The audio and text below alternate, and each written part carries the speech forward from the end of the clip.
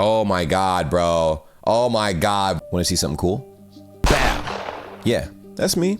Hamburg, Germany. That was one of the most beautiful places I've ever been. Want to see something else? Bam. Again, another place in Germany. Germany is one of the only spots I've ever been to in Europe besides Belgium and Netherlands. And those two places I was only at for a split second. But that right there, what you just saw, was me appreciating yet another amazing site that I had tried to see for quite a while. Now, what do those two things have in mind? They blew my mind, okay? And that is exactly what we're gonna be looking at today. More interesting things from Europe that will blow any American's mind. Oh my God! If you guys have any piece of helpful information on images or videos or whatever have you from Europe that you think might blow an average American's mind, let me know in the comments down below. And actually let me know what are some of the most interesting things in your opinion that have come out of Europe that are either beautiful or functionally amazing or historically phenomenal. Let me know. But before we get started, two things. Like the video and subscribe if you haven't already. So if we look here, it says England and France in the same photo. Now, I'm geographically challenged, so I'm thinking this right here is England and this right here is France, based off of this orientation. I could be wrong. Let me know in the comments. The top comment here says the shortest distance in a straight line from England to France is 21 miles. That's actually not that far. If the body of water between England and France froze over, that's a decent little marathon right there. That's like a basically 2-hour brisk jog, or maybe full-blown running. That'd be a marathon. That would definitely be a marathon for sure. The number of wars, battles, deaths, and conquests that have been led across this channel is insane. I can't imagine the amount of fleets that must have floated between those two countries. The image itself looks gorgeous, by the way. This next comment's so unserious, man. I see London, I see France. I see Captain Underpants. I'm kidding.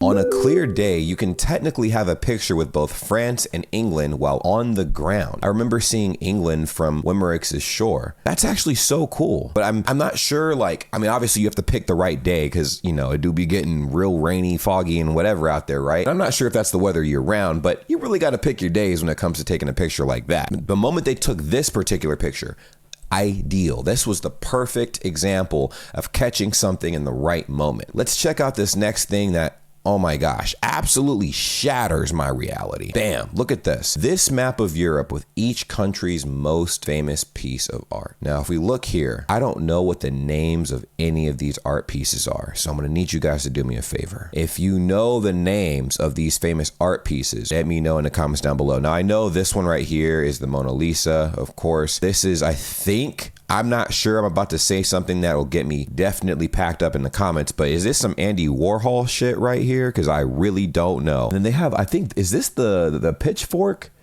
drawing right here? Or maybe like a variant of it? But there's a lot of amazing art pieces across this map that are absolutely stunning. I'm very curious to see what the comments have to say though. Whoa, this person right here literally has all of the art pieces mapped out. So for Albania, you have Holy Mary holding baby Jesus in her right arm, and there's a hyperlink, right, to show what that image looks like. This is actually what it looks like here. Yeah, it's cooked. It's not loading at all. So let's move on to the next one. Andorra. Apsa fresco of Sant Miguel de Anglolastas Church. I can't pronounce that. Okay, let me click on that. Wow, that looks beautiful. Moving on to the next one. The Kiss by Gustav Klimt in Austria. Whoa. Oh, I'm like, where's the kiss at? Right here. Wonder how long it took them to make these pictures. And then Belarus, The Fiddler by Mark Chagall. Bro, what? Oh my God. This is cool. And I really like this. Like there's like an old film over all of this, right? It looks like it got smeared a little bit. And I think that to me makes it look a little bit more telling of the times, a little bit more authentic in my eyes, just in my personal humble opinion. It looks cartoonish. This must have been what it was like cartooning back in the day for sure. Then we have The Son of Man by Rene Magritte. Oh, Son of Man don't exist. So next one, we have The Mountain Landscape by Carla Mijic from Bosnia and Herzegovina. Pictures not available actually. So the next one is Bulgaria, the Rachanishta Dance by Ivan Merkvica. Ooh, damn. Oh my God. Look at this. Look at this. I didn't know they got down like that. That is insane. The lighting in this picture is top tier. I wonder why it's the historical art piece. Oh my gosh. That was from Bulgaria, dude. Bulgaria, y'all are killing it. Now, Croatia, it's Woman Playing a Lute by Vikoslav Karis. Oh, damn. Okay. This is so cool. This is damn near a real photograph of somebody from back in the day. You know, when they could not take pictures, they're like, okay, cool, next best thing, let me paint you. And it must have taken a ton of patience to paint somebody like this. But imagine this was painted off the top of the dome, no reference at all. Incredible. Now, if we look down here, it says this was from Cyprus, couple by Stolois Votus.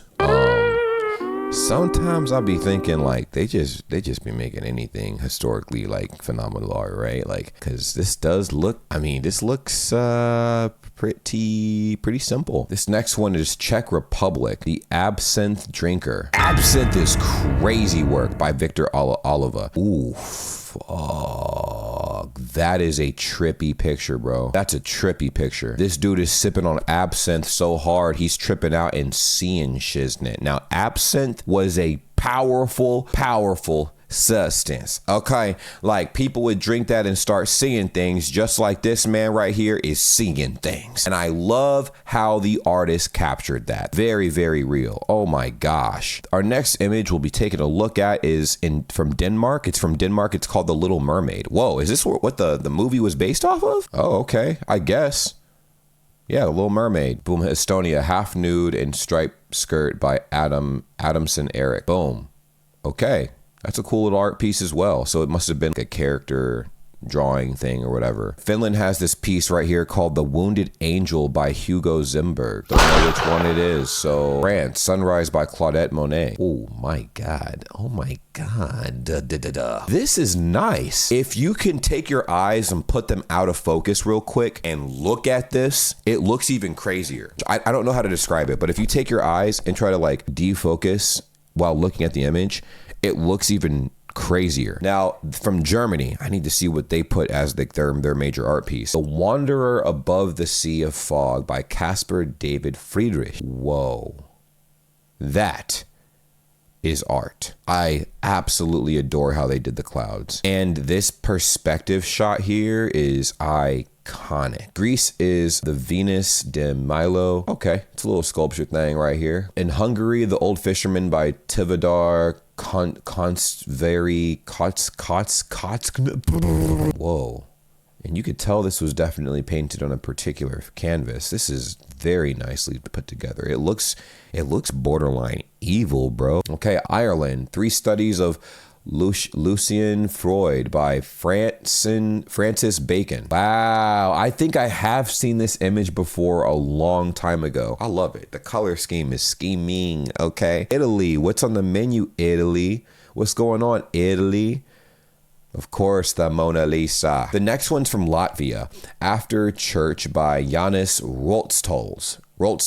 Wow, bro, this looks like an actual image, like an actual photo taken of a sad, tragic event. Oh my goodness, dude. Sorry, we're like on a art ogling bender right now, from all of these beautiful countries, man. These artists from all of these different countries in Europe, like, dude, they were on some other stuff, like very next level, incredibly creative. Now, Lithuania, this image is called The Tale of Kings by Michaelos Konstantinos Suriloyanus. Whoa, that looked like a flashbang, bro. Oh my God. That's the world's first flashbang. Now in Luxembourg, they have the Moselle at the Greveldenge with Stadt Redimus by Nico Klopp. It's nice. You know what this looks like? This looks like the landing page of Windows XP. Okay, we'll take a look at a few more of these, 'cause I know you guys want to see the next few images of interesting things from Europe. Macedonia, we have Paris right here. What the freak, dude? This looks kind of like an ancient graphic novel in a way, right? There's a lot going on in these images. Lots of, like, you know, tales of war and battle, vibrant colors that have held all this time. Italy wins. Hey, listen, go ahead and let me know right now what your favorite art piece was in the comments down below. Out of all the images that we were able to see, it is somewhat sad when you see artwork that is not on display of the country of origin. That's what I'm saying, bro. I wanted to see those art pieces so bad. And I'm pretty sure you guys watching this video wanted to see those art pieces as well. So let's move on to this next post. Passenger trains in the United States versus Europe. If we take a look at this image, it's kind of diabolical. We have San Francisco, Los Angeles, Houston, Chicago, Washington, New York, Boston, Montreal, Toronto. But Montreal, Toronto are obviously not United States places. We have Chicago, Washington, New York, Boston, Houston, Los Angeles, San Francisco, pretty much having network of trains, systems going through them, to them, what have you. But the reason why Montreal, Toronto, and Vancouver are mentioned is because these trains actually go through these areas as well. This is what the routes look like. Not much. It's pretty scarce. Considering how big the United States is, this is kind of sad, brother. I'm not going to lie. This is pretty tragic. But if we look at Europe, oh my God, you see this? It looks like looking at the inside of the human body and all of, like, you know, when you look at the central nervous system, all the veins and whatnot going through the body and whatnot, that's exactly what this looks like. All of these different places that have train routes going throughout all of Europe. It's nuts. In Germany, trains are used even for going from the bathroom to the kitchen.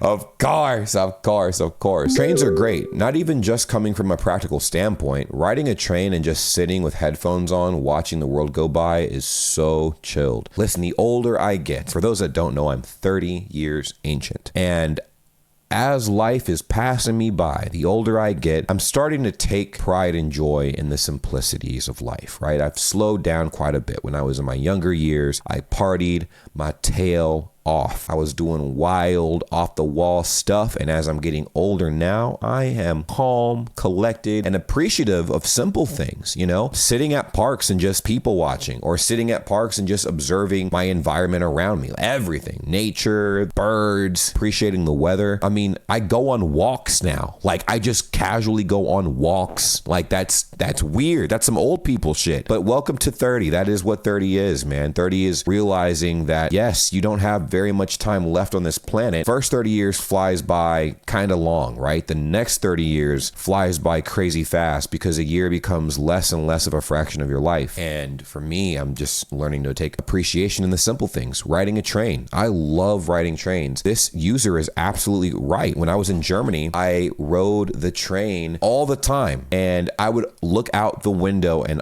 ogle at everything, dude. The architecture was breathtaking and literally to die for. So amazing, so amazing. I love to take the train, but to go from Florida to Ohio, it takes 44 hours, and it's the same price as a plane ticket, and that only takes 3 hours. Fair point, fair point. All right, boom. So this image right here blew my goddamn mind. An open air school in 1957, Netherlands. In the beginning of the 20th century, a movement towards open-air schools took place in Europe. Classes were taught in forests so that students would benefit physically and mentally from clear air and sunlight. What? I was going to fire back and say, yeah, we've had schools like that in the United States. Not. We have not had something like this. As far as I know, we haven't had anything like this. We've had, okay, the closest thing we have to this that I'm aware of are the schools in California and a few other places where, like, when you transfer from class to class, you have to leave your building to walk into another building, which I thought was pretty cool. But they don't have classes outside like this, really, unless maybe you take like a survival class or whatever. But the class is primarily still held indoors, but you do go outside to do some stuff. But this is so cool. The only thing I would have a problem with here is, man, mosquito season would be going crazy. Like, I mean, this is a whole blood bank right here, man. The mosquitoes would be robbing them of all their blood, dude. While it seems very peaceful and amazing, I just can't imagine all the bug distractions out there, man. If you can't tell, I have beef with bugs. And taking a look at the comments, right? Let's see if somebody else shares the same mentality as your boy. Even once a week would be beneficial. Seriously, once a week, dude, that would rejuvenate every part of your being in a classroom like that, outside, just outside in the element. I feel like it would make it easier to learn. Here's an article with more pics and info. Okay, so let's take a look at this really quick. Man, we've been deep diving in this video. Classrooms without walls, a forgotten age of open air schools. If you guys care to listen, I'll read off a little bit of this. This is that image we saw, but in black and white, right? So maybe they colorized it. Right here it says, the old black and white photograph pops out at me every now and again on the internet. And it just about sums up my feelings on what my education should have looked like. The photograph was taken in 1957 in the Netherlands, where open air schools were quite popular at the time. The idea of an alfresco classroom should be a very obvious one if the weather permits it. But unfortunately, most traditional Western schools these days don't put much emphasis on the benefits of learning outside of four walls. Look at this, dude. Imagine learning on the beach, dude. Learning on the beach?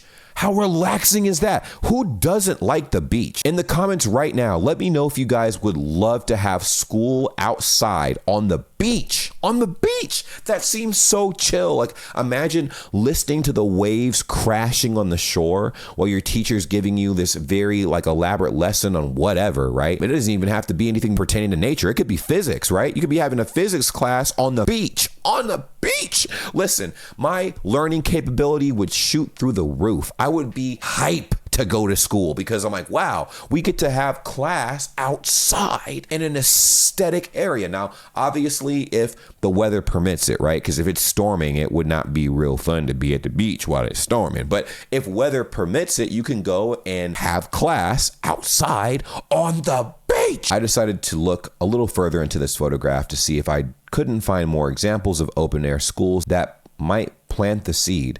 As the sunshine provocatively creeps over my own work desk, beckoning me to burst out of the office. Wow, way with words for real. This is a call to our educators and teachers. Swing open those windows. Let the birds listen in and introduce spring to the classroom. Very well said. Very well said. I agree. Yeah, bring this back, bro. Bring this back. Listen, America, look at this. I understand they're cutting funding left and right with the education system and stuff, but do something like this, man. Oh my gosh. You want to get people locked in with learning and stuff like that? This right here, it's like a serotonin, dopamine boost for the students and the teachers. The teachers probably have like a reason, a newfound reason to go to class happy. Anyways, our next post here is a picture of the port of Messina in Sicily. I believe that in October 1347, 12 ships from the Black Sea docked here unknowingly harboring rats that carried the bubonic plague. The Black Death would ravage Europe for the next 4 years. That's something I kind of want to cover on this channel, bubonic plague and how it started, because I am not aware of what happened, why it happened. This right here has something to do with it. The port of Messina in Sicily, man. This boat right here carrying rats with the bubonic plague. Boom. So right here, it says, the very top comment says, okay, besides the whole plague thing, this port looks sick as fuck. Hey man, I'm not gonna lie, I was gonna say the same thing. Look at this image, dude. Look at this. Really, let's just take this in really quick. Oh my God, look at the architecture. Oh, and the infrastructure, look at this. The way the city is designed is insane. Insane. Yes. First of all, how'd they get to get a perspective like this? What was the vantage point coming from? Because I know they didn't have planes in 1327. All right, this looks like a picture. Either this is a picture or this is a painting. Kind of looks like it was a photo that was snapped from above though. So, you know, if I'm wrong, let me know. But this does looks like an actual picture that was taken. But regardless, this is nice. Boom. All right, so exterior blind in Europe. Let's look at this. Oh my God, bro. Oh my God, bro. I love this. They have these all over Germany. They have these all over Germany. And I'm not sure if they have them other places too, but they definitely have these all over Germany. This right here. Oh, dude, my mind gets blown every time I see this. I swear, every single time. I'll never get used to this. It's so beautiful, dude. If I want to sleep peacefully or watch a movie without the glare of the sunlight beaming through my house, I can just pull these shades and then boom. In some houses, they even have like automated shutters that come down, like the purge almost, and then completely black out your house. It's so cool. It's nice and refreshing. Let's see what the comments had to say. So our top comment says, I didn't know it was so uncommon outside of Europe. I'm 46 and my parents' house have them since I was a baby. France. See, I didn't know these were all over Europe, to be honest. I knew for sure they were in Germany because I've seen them there, but I did not know these were all over Europe. That's so cool. Matter of fact, I'm not sure if they're in the UK though. If they are in the UK, let me know, but I have not seen these shutters in the UK. I have not heard anybody talk about these shutters in the UK. Maybe because it's normalized or maybe because they don't exist. So if you guys could let me know in the comments down below, that would be absolutely incredible. Now, if we scroll down here, we actually see another comment which says, and you can buy motors to automate them. And that's what I'm talking about. So they have like some houses that come with motorized shutters and you press a button and it's like, you know what I'm saying? It'd be closing down and the purge has commenced. All right. I took one of the steepest funiculars in Europe. This right here is insane, brother. Look at this. This looks like the ultimate roller coaster ride. My big ass would have fallen off this thing, bro. I already know I would have fallen off, man. This is beautiful. Beautiful. Oh my God, look at this. This is also very steep. How fast does this thing go, by the way? Oh my Lord. This is so cool. So cool. I've seen these in videos I reacted to years ago, and the view from here is nothing short of breathtaking. I think they have this whole mountain range sculpted in the Miniatur Wunderland in Germany, and I walked through it. Like, it was so cool, so cool. And getting to see somebody do this through, what? This is so, oh, this is amazing. Amazing. I'm telling you, I could watch this over and over and over again like I am right now. Steepness would not bother me as much as the fear of the death plummet just to the left. That's what I'm saying, bro. If that thing rocked even a little bit too crazy, I would be launched into the stratosphere. Yep. The next comment says, is this sped up? That's a question I have for you guys. Is that like the true speed of that like little, whatever that roller coaster thing's called? If it is, gotta try it out. And if it's not, I definitely have to try it out. It looks terrifying.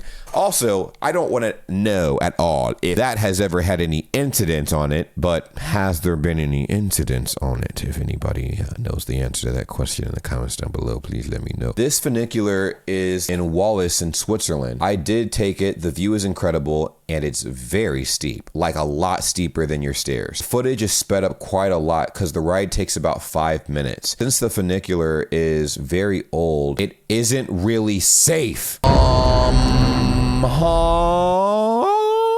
What did you say?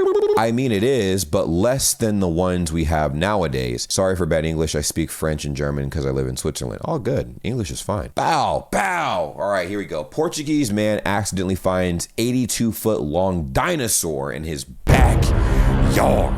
Imagine that. Imagine just chilling, minding your own business, and then boom, dinosaur in your backyard. You like stub your toe on what you think is a rock, but it's like, you know, a rock that's extending out of the ground. So you go to pick it up and you're like, well, this thing's not moving. I'm like, well, what is this? And you do some digging and the rock gets deeper, but it forms a shape of like a spine. And boom, they found a whole dinosaur down here. That's insane. An entire dinosaur. So if you read this, it says a Portuguese man accidentally discovered the bones of what may be the largest dinosaur ever found in Europe. And while doing construction on his Pombal, Portugal property in 2017, he noticed fossilized bone fragments in his yard. The man contacted scientists who began initial excavations later that year. I wonder if they paid him for this. I wonder if that's how it works over there. Like, hey, I'll let you dig in my yard if you pay me a bag, because you're not touching this if you don't pay me. I mean, times is hard these days, man. Anything and everything to make that bag. So boom. See, look, right here, it's the top comment says, why don't these kind of accidents happen to me? That's what I'm saying, bro. That's almost as amazing as finding an oil, like, you know, deposit in the back of your backyard. You know, we struck oil, we're gonna be rich, I mean, finding oil, like striking oil, was damn near like striking gold. You know what I'm saying? So this right here, this next comment says, there are truly few people who dig in their backyards planning to find a fossil there. Seriously, that's an amazing piece of work. And then this comment, bro, the real question is, who put it there and why? See, I don't know, man. I don't know, but that was diabolical. Now, right here it says, on this day in 1989, a pilotless MiG-23 flew almost 1,000 kilometers across Europe from Poland, East Germany, West Germany, and into Belgium, where it finally ran out of fuel and crashed into a farmhouse, killing one person. Big unlucky, dude. Big unlucky. That is nuts. And of course, this is the aftermath. All the people outside. Dang, brother. That's nuts, bro. That's so nuts. The pilots out here, everybody like, analyzing crash site for sure. This is what the crash site looked like. Jeez, bro. This is nuts. Yikes. Imagine just chilling and looking up at the sky and seeing a plane come crashing down. That's nuts. Everybody here is like, what in the world, bro? But at that, I don't even think it was uncommon for, war aircraft to be like falling out of the sky and stuff. Like the air-to-air dogfighting and stuff was like diabolical back in the day, man. Like that was like just a way of life. This is the aerial view of it over here. Jesus. And then boom. It started here and crashed here, so I'm reading this wrong. Soviet pilot ejects after takeoff all the way back here. Soviet MiG enters West Germany at 9:44, right? And so it's flying by itself. It's on a crash course. 2 American F-15s intercept the MiG at 10:05, still going crazy, right? MiG crashes in a farm at 10:37, killing one farmer, bro. What does the top comment say? Probably unserious as hell. And it says, and the award for the unluckiest Belgian farmer goes to oh my god, dude. And somebody underneath this tagged r/fuck you in particular. All right, anyways, the next comment that I see on here says, try to get early nights, you try to eat well, get enough exercise, then you get killed by a random pilotless plane. Life's a bitch. Then you really do die. That's fucking crazy, bro. Hey, moral of this story is enjoy your life, man. Well, ladies and gentlemen, that was a collection of images from Europe. Pictures straight out of Europe that blew my American brain and many others like me. So if you guys have anything else you would like to share with me, you can always send me a DM on my Instagram at JamesBray3. Or you can go ahead and leave a comment down below and I'll do some research into another video in the future. This is pretty interesting. Damn, that was interesting. Follow me on twitch.tv/JamesBray if you want to talk to me live.